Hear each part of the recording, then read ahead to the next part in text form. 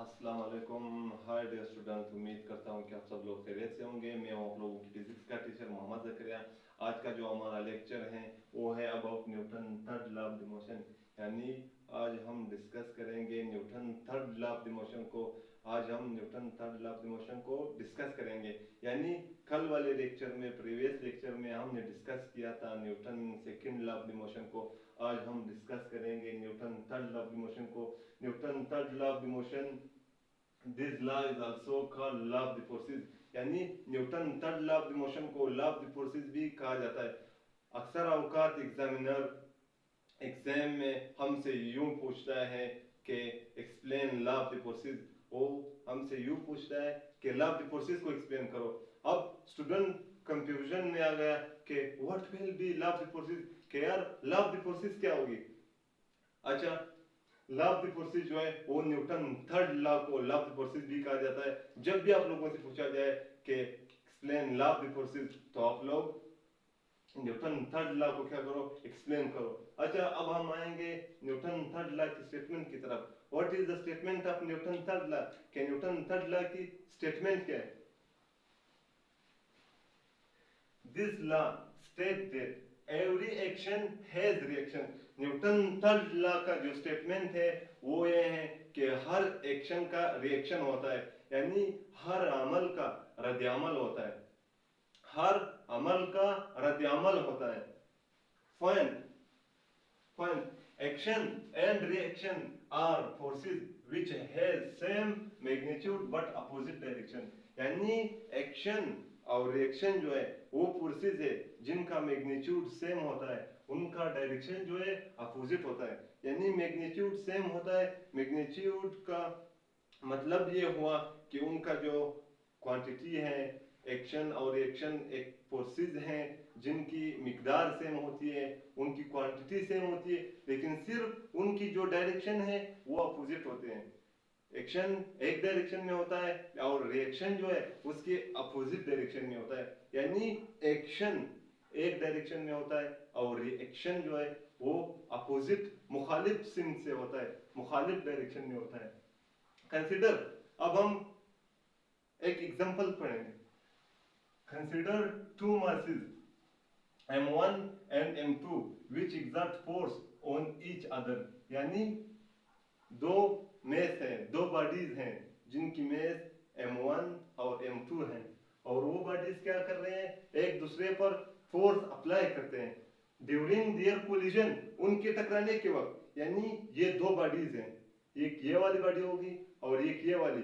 जब ये दोनों एक दूसरे से कोलाइड हो जाते हैं, यानी एक दूसरे से टकरा जाते हैं, तो वो क्या करते हैं, एक दूसरे पर फोर्स अप्लाई करते हैं। The force exerted by m1 on m2 is denoted by F12 and the force exerted by m2 on m1 is F21। यानी जो फोर्स ये वाली बॉडी m1, यानी सपोज ये वाली बॉडी जो है, ये वाला मार्कर जो है ये m1 है और ये वाला मार्कर जो है वो m2 है। अच्छा, अब ये एक दूसरे के साथ टकरा गए, यानी उनके बीच कोलिजन हुआ। अब m1 जो फोर्स m2 पर टकराने के वक्त अप्लाई करता है, उस फोर्स को हम F12 से रिप्रेजेंट करेंगे, और m2 टकराने के वक्त, m2 भी तो फोर्स अप्लाई कर रही है। अब m2 टकराने के वक्त जो फोर्स अप्लाई करते हैं m1 पर, हम उसे डिनोट करते हैं बाय F21, यानी हम इस फोर्स को F21 से क्या करते हैं, डिनोट करते हैं।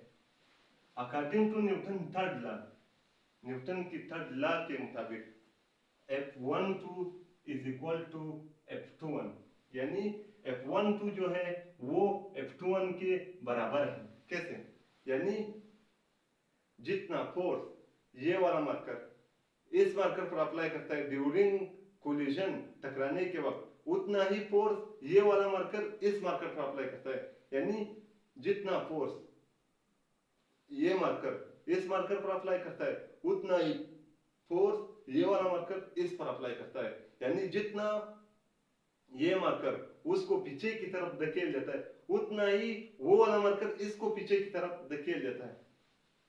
लेकिन यहां नेगेटिव का साइन आया है, यहाँ नेगेटिव का साइन है, this sign show that action and reaction are opposite in direction, यानी ये साइन ये शो करता है कि ये वाली बॉडी जो इस पर फोर्स अप्लाई कर रहे हैं, ये वाला मार्कर जो इस मार्कर पर फोर्स अप्लाई करता है, वो क्या करता है, अपोजिट डायरेक्शन से अप्लाई करता है। कैसे अपोजिट डायरेक्शन से? अब ये दोनों ऐसे टकरा गए, अब ये उसको उस तरफ धकेल देती है, यानी ये वाला मार्कर उसे यूं धकेल देता है, लेकिन ये वाला क्या करता है, इसे भी तो धकेल देता है। अब क्या हुआ, ये जो एक दूसरे को धक्का दे रहे हैं, दोनों दे रहे हैं, वो अपोजिट डायरेक्शन में दे रहे हैं। यहां हम एग्जांपल की तरफ आएंगे, ड्यूरिंग कोलिजन। कोलिजन के वक्त क्या होता है, अब ये वाली जो बॉडी है जिसकी मास m1 है, वो क्या करता है, यूं इस पर फोर्स अप्लाई करता है, यानी ये वाली बॉडी जो है इस बॉडी पर फोर्स अप्लाई करता है। इसी तरह ये वाली बॉडी भी क्या कर रही है, इस पर फोर्स अप्लाई करते हैं, यानी ये वाली बॉडी जो है m1 वो इस बॉडी को धक्का दे रहा है, इस डायरेक्शन में धक्का दे रहा है। इसी तरह m2 जो है m1 को फिर यूं धक्का दे रहा है, यूं इस डायरेक्शन में क्या कर रहा है, धक्का दे रहा है। ड्यूरिंग कोलिजन, आफ्टर कोलिजन क्या हो जाता है, after collision both bodies spread from each other, यानी कोलिजन के बाद दोनों बॉडीज एक दूसरे से क्या हो जाते हैं, अलग हो जाते हैं। अब ये वाली जो बॉडी है,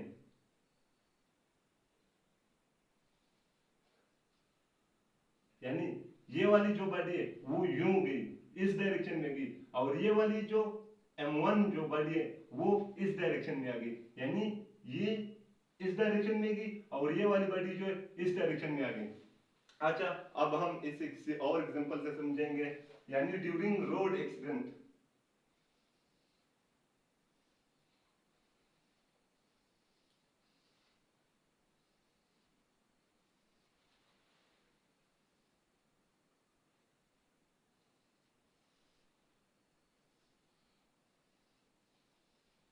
सपोज यानी दो गाड़ियां हैं, एक ये वाली गाड़ी हो गई और एक ये वाली गाड़ी हो गई, यानी इस गाड़ी की मेस m1 है और इस गाड़ी की जो मेस है वो m2 है।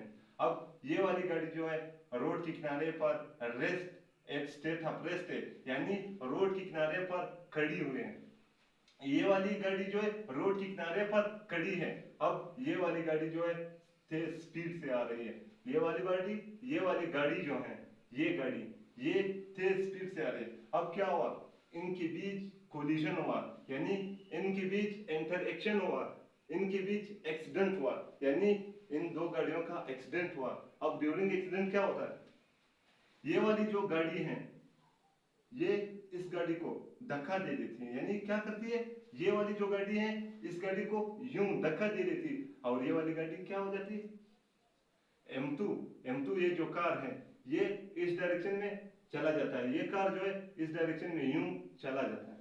अच्छा, ये कार तो इस डायरेक्शन में चला गया, अब इस कार का क्या बनेगा, क्या ये कार यहीं पे रहेगा, आगे जाएगा या पीछे की तरफ आएगा? अक्सर औकात हमने रोड एक्सीडेंट में देखे हैं कि जिस कार ने एक्सीडेंट किया है, ये वाली कार जो है, यानी ये वाली कार ये यूं पीछे की तरफ चली जाती है, यानी ये वाली कार जो है पीछे की तरफ चली जाती है और वो वाली कार जो है आगे की तरफ चली जाती है। अच्छा, इसका तो हमें पता चला कि यार ये आगे इस वजह से गई क्योंकि पीछे से उस पर, पीछे से उसे धक्का दिया गया, उस पर फोर्स अप्लाई हुआ। अच्छा, इसका तो हमें समझ में आ गया कि ये वाली कार जो है इस वजह से आगे गई क्योंकि इस पर फोर्स अप्लाई हुआ। अच्छा, ये पीछे क्यों गई, ये वाली कार ये पीछे क्यों गई, क्या वजह थी कि ये पीछे गई, इसे तो और आगे जाना चाहिए था, ये पीछे क्यों गई? According to Newton second law, every action has reaction, हर एक्शन का रिएक्शन होता है, हर अमल का रद्द-ए-अमल होता है। यानी अब इसने क्या किया, इसने एक्शन किया, एक्शन क्या किया, इस वाली गाड़ी को धक्का दिया, अब ये वाली गाड़ी भी तो कोई रद्द-ए-अमल करेगा, अब ये वाला कार भी तो कोई रद्द-ए-अमल करेगा। अब इस कार ने क्या किया, इस कार ने इस पर अपोजिट डायरेक्शन से फोर्स अप्लाई किया और उसे पीछे की तरफ धकेल दिया। या हम किसी और एग्जांपल से इसे समझेंगे। यानी in case of the racket motion, racket के मोशन के केस में क्या होता है, यानी the working principle of the racket is based upon Newton third law of the motion.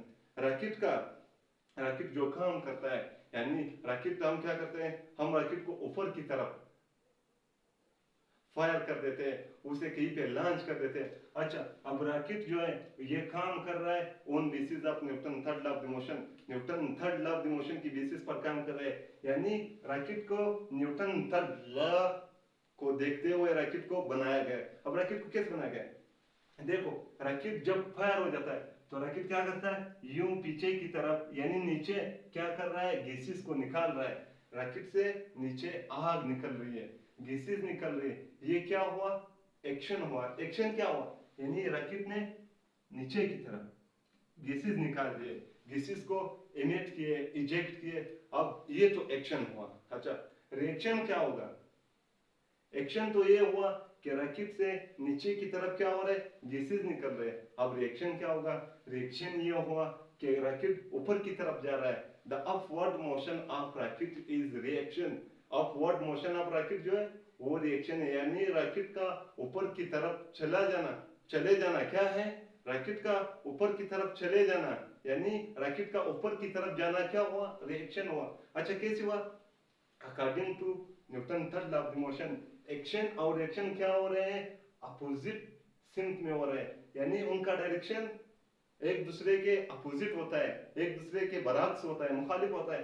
अब गैसेस इस डायरेक्शन में निकल रहे हैं, यानी गैसेस नीचे की तरफ निकल रहे हैं। अब जो रिएक्शन होगा, यानी एक्शन नीचे की तरफ हो रहा है, रिएक्शन तो फिर ऊपर की तरफ होना चाहिए। अच्छा, रिएक्शन क्या हो, एक्शन क्या हो रहा है, एक्शन नीचे की तरफ हो रहा है, यानी गैसेस नीचे की तरफ निकल रहे हैं, तो एक्शन क्या होगा, एक्शन ऊपर की तरफ होगा, यानी रॉकेट का जो जाना है ऊपर की तरफ होगा, रॉकेट का मोशन अपवर्ड होगा due to the emission of the gases की निकलने की वजह से रॉकेट क्या कर रहा है, ऊपर की तरफ मोशन करता है, हरकत करता है।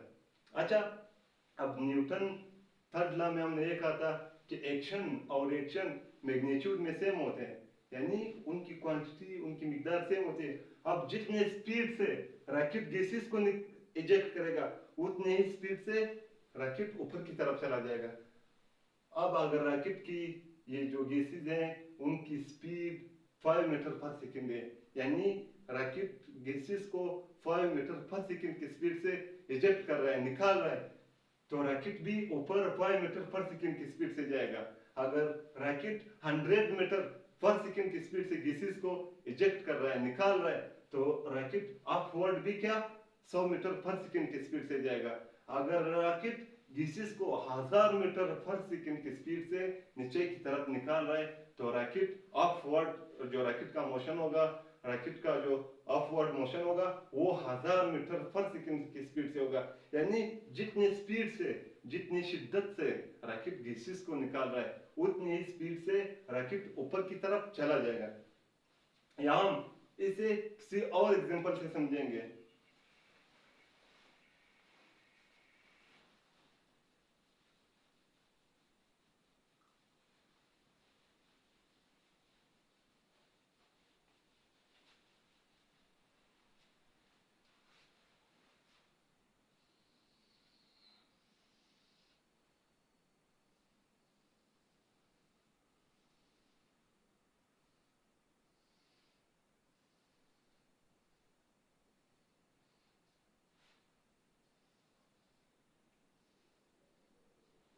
सपोज ये क्या है, ये एक गन है, ये क्या है, ये एक गन है, यानी ये एक पिस्तौल है।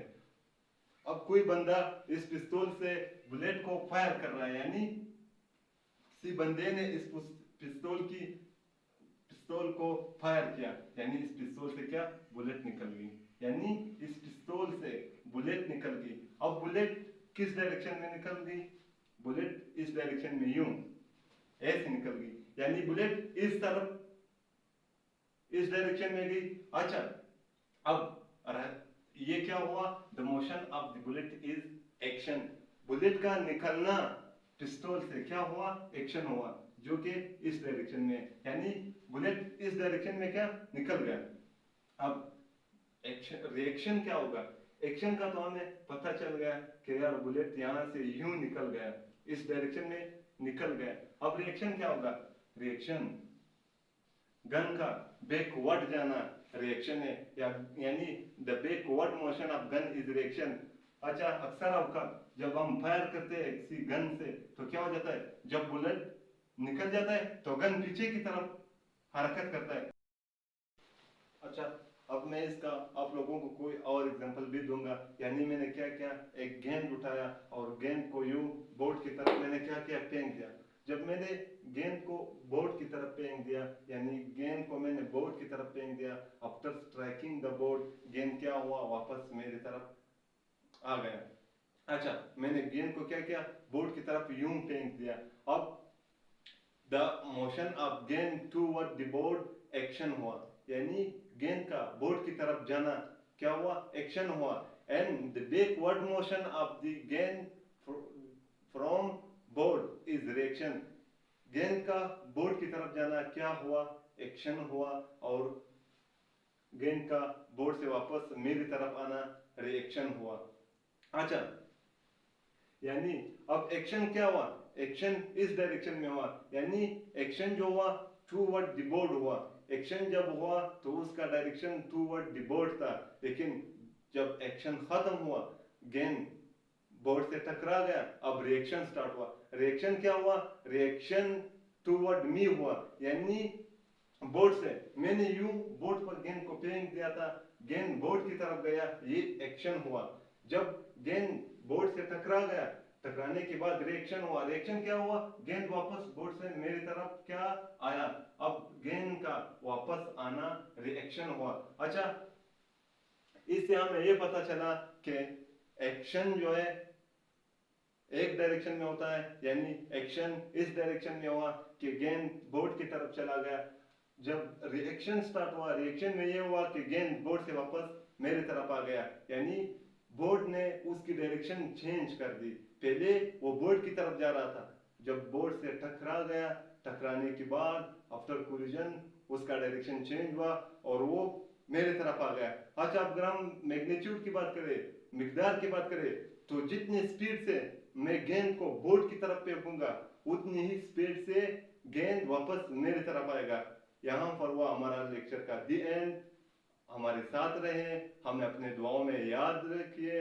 खुदा हाफिज।